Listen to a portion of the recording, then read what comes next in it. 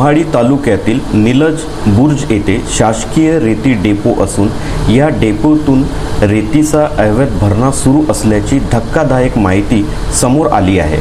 हा उपसा सातत्याने सुरू असून 9 जूनपर्यंत नदी घाटातून रेती उत्खननाची मंजुरी असल्याची माहिती आहे। दिवस कमी असल्याने येथे अवैध रेतीचा भरणा मोठ्या प्रमाणात सुरू आहे। रेतीच्या अवैध वाहतुकीतून पालोरा खडकी मार्गावर 10 दिवसापूर्वी झालेल्या अपघातात एकाचा बळी गेला होता।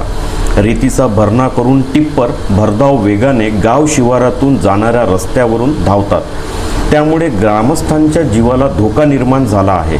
निलज बुर्ज येथील शासकीय रेती डेपो हा मोठा असून भंडारा मुख्यालयापासून या डेपोचे अंतर सुमारे 30 किलोमीटर आहे।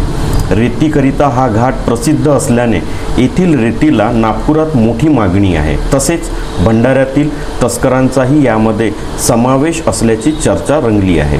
निलज बुर्ज येथील शासकीय रेती डेपोला 9 जूनपर्यंत मंजुरी असल्याची माहिती आहे, त्यामुळे सध्या या घाटातून मोठ्या प्रमाणात रेतीचा उपसा करून नदी काठावर डंपिंग करून ठेवण्यात येत आहे।